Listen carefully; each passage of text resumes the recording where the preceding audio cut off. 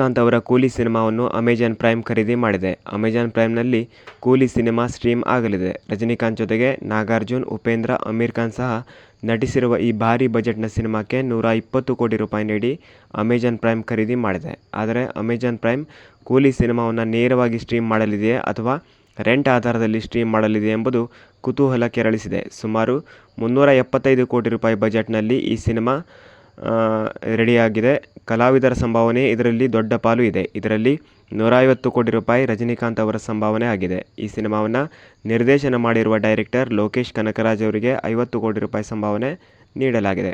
ಕೂಲಿ ಸಿನಿಮಾ ಭೂಗತ ಜಗತ್ತು ಹಾಗೂ ಒಬ್ಬ ಸಾಮಾನ್ಯ ವ್ಯಕ್ತಿಯ ನಡುವೆ ನಡೆಯುವ ದ್ವೇಷದ ಕಥೆಯನ್ನು ಒಳಗೊಂಡಿದೆ. ಸಿನಿಮಾದಲ್ಲಿ ಅಕ್ಕಿನೇನಿ ನಾಗಾರ್ಜುನ್ ವಿಲನ್ ಪಾತ್ರದಲ್ಲಿ ನಟಿಸಿದ್ದಾರೆ ಎನ್ನಲಾಗ್ತಾ ಇದೆ. ಉಪೇಂದ್ರ ಅವರಿಗೂ ಸಹ ನೆಗೆಟಿವ್ ಶೇಡ್ನ ಪಾತ್ರವಿದೆ ಎಂಬ ಮಾತುಗಳು ಕೇಳಿ ಬರ್ತವೆ. ಇನ್ನು ಮೊದಲ ಬಾರಿಗೆ ಅಮೀರ್ ಖಾನ್ ಈ ಸಿನಿಮಾದಲ್ಲಿ ಅತಿಥಿ ಪಾತ್ರದಲ್ಲಿ ನಟನೆ ಮಾಡಿದ್ದಾರೆ. ಸಿನಿಮಾದ ಬಗ್ಗೆ ಅಮೀರ್ ಖಾನ್ ಸಹ ಬಹಳ ನಿರೀಕ್ಷೆ ಇಟ್ಟುಕೊಂಡಿದ್ದಾರೆ. ನಟ ನಾಗಾರ್ಜುನ್ ಅವರಿಗೆ 20 ಕೋಟಿ ರೂಪಾಯಿಗಳಿಗೂ ಅಧಿಕ ಹಣವನ್ನು ನೀಡಲಾಗಿದೆ ಎಂಬ ಮಾಹಿತಿ ಇದೆ. ಇದಿಷ್ಟು ಬಿಟ್ಟರೆ ಕೂಲಿ ಸಿನಿಮಾದಲ್ಲಿ ಕಲಿಶ್ ಎಂಬ ಪಾತ್ರದಲ್ಲಿ ಉಪೇಂದ್ರ ಕಾಣಿಸಿಕೊಳ್ಳಲಿದ್ದು ಪಾತ್ರ ಸಖತ್ ಹೈಲೈಟ್ ಆಗಲಿದೆ ಎಂದು ನಿರ್ದೇಶಕರು ಹೇಳಿದ್ದಾರೆ. ಅಮೀರ್ ಖಾನ್ ಅವರು ರಜನಿಕಾಂತ್ ಅವರ ಮೇಲಿನ ಪ್ರೀತಿಯಿಂದ ಕಥೆ ಮತ್ತು ಸಂಭಾವನೆ ಬಗ್ಗೆ ಮಾತನಾಡದೆ ದಹಾ ಎಂಬ ಪಾತ್ರವನ್ನು ಒಪ್ಪಿಕೊಂಡು ನಟನೆ ಮಾಡಿದ್ದಾರೆ. ರಜನಿಕಾಂತ್ ಸಿನಿಮಾಗೆ ಬೆಸ್ಟ್ ಮ್ಯೂಸಿಕ್ ನೀಡಿರುವ ಅನಿರುದ್ಧ್ ರವಿಚಂದರ್ ಈ ಬಾರಿಯ ಮ್ಯೂಸಿಕ್ ನೀಡಿದ್ದಾರೆ. ಇವರಿಗೆ 10 ಕೋಟಿ ರೂಪಾಯಿ ಸಂಭಾವನೆ ಸಿಕ್ಕಿರುವ ಮಾಹಿತಿ ಇದೆ. ಜುಲೈ 25ರಿಂದ ಕಣ್ಣಪ್ಪ ಸಿನಿಮಾ ತೆಲುಗು, ತಮಿಳು, ಕನ್ನಡ, ಮಲಯಾಳಂ ಹಾಗೂ ಹಿಂದಿ ಭಾಷೆಗಳಲ್ಲಿ ಸ್ಟ್ರೀಮಿಂಗ್ ಆಗಲಿದೆ. ಚಿತ್ರದ ಡಿಜಿಟಲ್ ಸ್ಟ್ರೀಮಿಂಗ್ ಹಕ್ಕುಗಳನ್ನು ಪ್ರಸಿದ್ಧ OTT company Amazon prime video ಪಡೆದುಕೊಂಡಿದೆ ಎಂದು ತಿಳಿದು ಬಂದಿದೆ. ಕಣ್ಣಪ್ಪ ಸಿನಿಮಾ ಶೀಘ್ರದಲ್ಲೇ OTTಗೆ ಬರಲಿದೆ. ವಿಜಯ್ ದೇವರಕೊಂಡ ಎಷ್ಟೇ ಪ್ರಯತ್ನ ಮಾಡಿದರೂ ಕೂಡ ಗೆಲುವು ಎನ್ನುವುದು ಸಿಗದೆ ಮತ್ತೆ ಸತಾಯಿಸ್ತಾ ಇದೆ.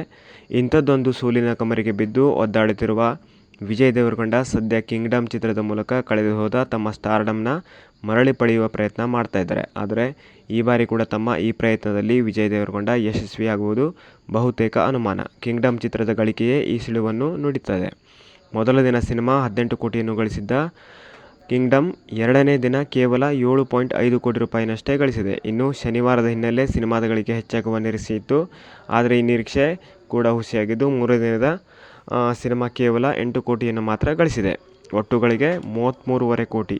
ಹೀಗೆ 3 ದಿನಗಳಲ್ಲಿ 33.5 ಕೋಟಿಯನ್ನು ಕಿಂಗ್ಡಮ್ ಗಳಿಸಿದ್ದು ರವಿವಾರ ವಿಜಯ್ ದೇವರಕೊಂಡ ಮತ್ತು ಇಡೀ ತಂಡಕ್ಕೆ ಮಹತ್ವದ ದಿನ ಆಗಲಿದೆ. ಇಂದು ಚಿತ್ರದ ಗಳಿಕೆಯಲ್ಲಿ ಏರಿಕೆ ಕಂಡು ಬರೆದಿದ್ದರೆ ಕಿಂಗ್ಡಮ್ ಕತೆ ಬಹುತೇಕ ಮುಗಿದಂತೆ. ಯಾಕಂದರೆ ಚಿತ್ರಕ್ಕೆ ಪ್ರೇಕ್ಷಕರಿಂದ ಮಿಶ್ರ ಪ್ರತಿಕ್ರಿಯೆ ವ್ಯಕ್ತವಾಗಿದೆ. ರಜೆ ಇದ್ದಾಗ ಮಾತ್ರ ಮಜಾ ಮಾಡಲು ಬಾರದ ಪ್ರೇಕ್ಷಕರು ತಮ್ಮ ಕೆಲಸವನ್ನು ಬಿಟ್ಟು ವಾರದ ದಿನಗಳಲ್ಲಿ ಬರುವುದು ಬಹುತೇಕ ಅನುಮಾನ ಆಗಿದೆ.